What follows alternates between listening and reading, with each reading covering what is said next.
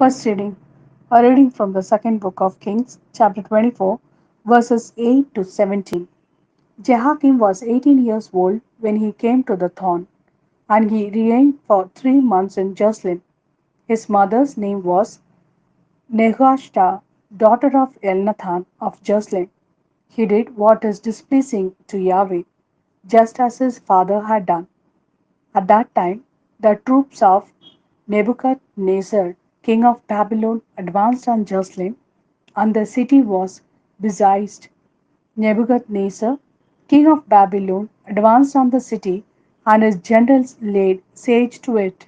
Jehoiakim, king of Judah, his mother, his retinue, his nobles, and his officials, then surrendered to the king of Babylon, and the king of Babylon took them prisoner in the 8th year of his reign.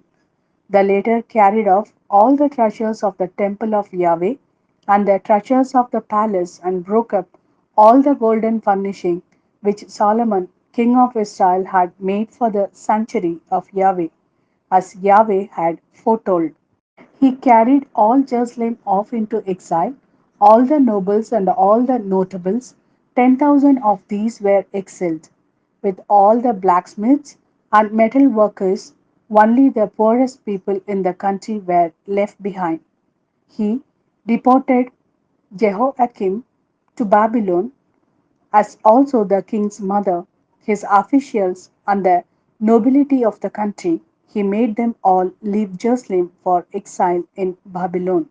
All the men of distinction, 7,000 of them, the blacksmiths, the metal workers, 1,000 of them, all the men capable of bearing arms, were led off into exile in Babylon by the king of Babylon.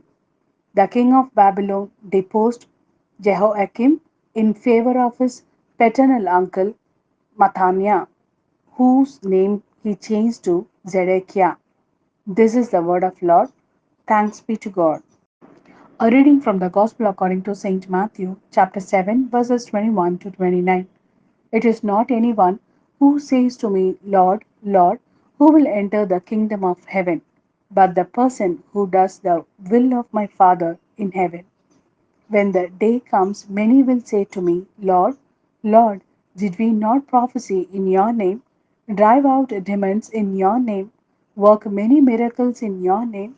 Then I shall tell them to their faces, I have never known you. Away from me, all devil doers. Therefore, everyone who listens to these words of mine and acts on them will be like a sensible man who built his house on rock.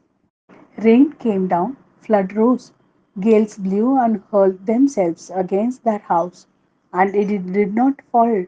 It was founded on rock. But everyone who listens to these words of mine and does not act on them will be like a stupid man who built his house on sand.